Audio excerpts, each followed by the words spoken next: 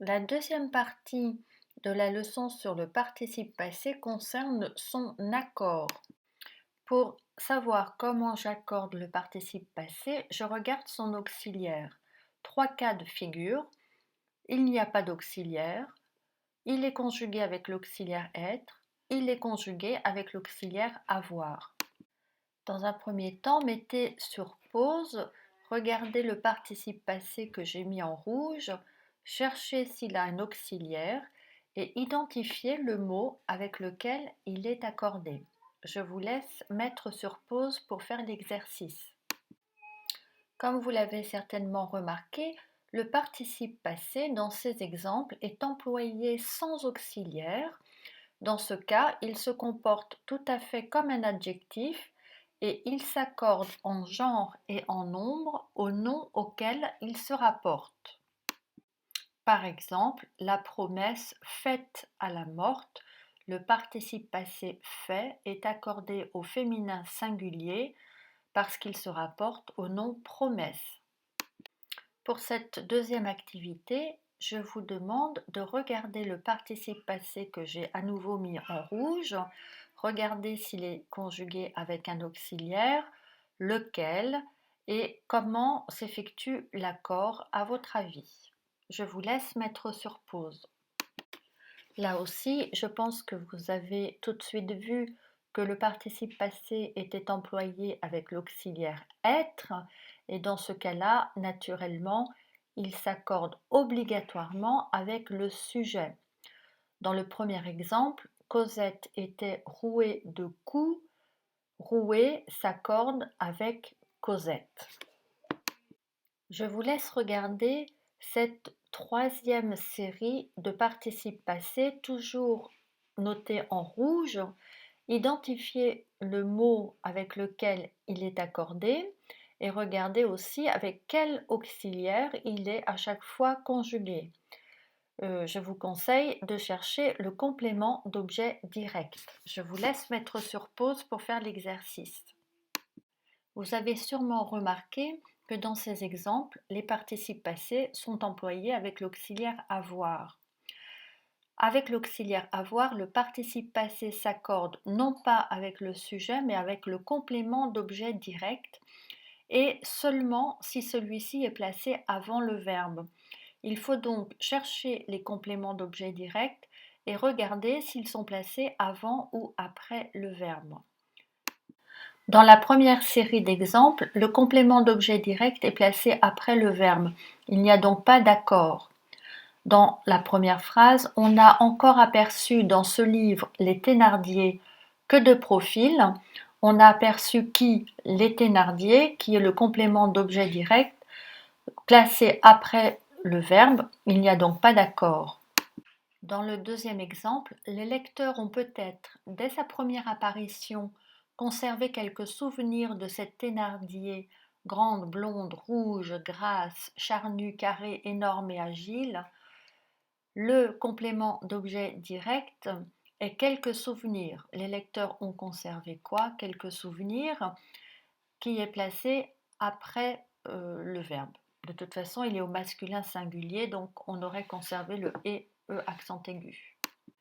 Et dans le dernier exemple, cet homme, sans dire un mot, avait empoigné l'anse du seau qu'elle portait. Avait empoigné quoi? L'anse du seau qui est placé après le verbe. Il n'y a donc pas de E à empoigner puisqu'on n'accorde pas lorsque le complément d'objet direct est placé après le verbe.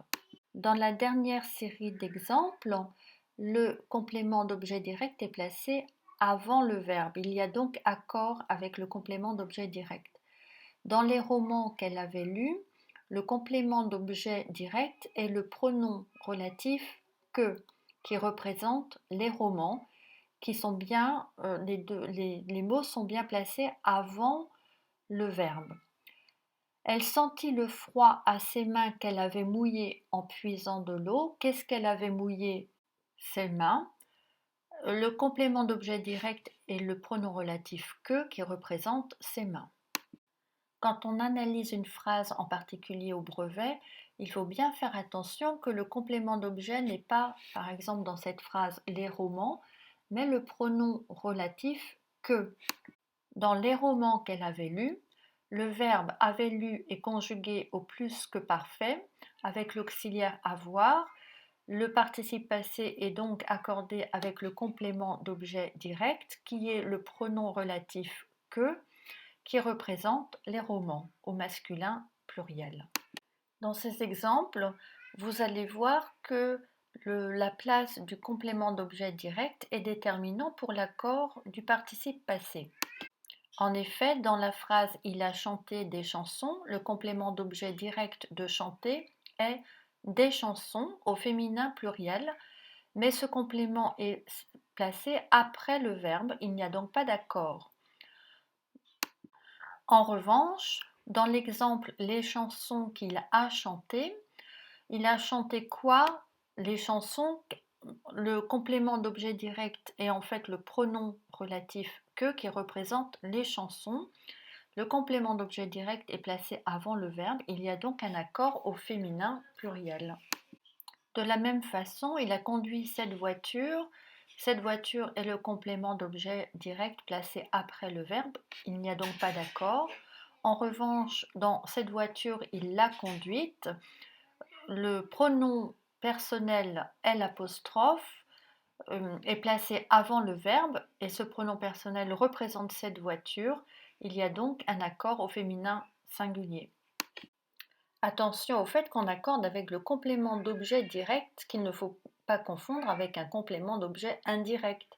J'ai pensé à une idée est un complément d'objet indirect introduit par la préposition à.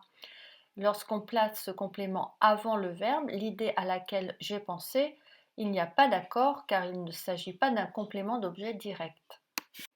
En résumé, pour accorder le participe passé, je regarde son auxiliaire.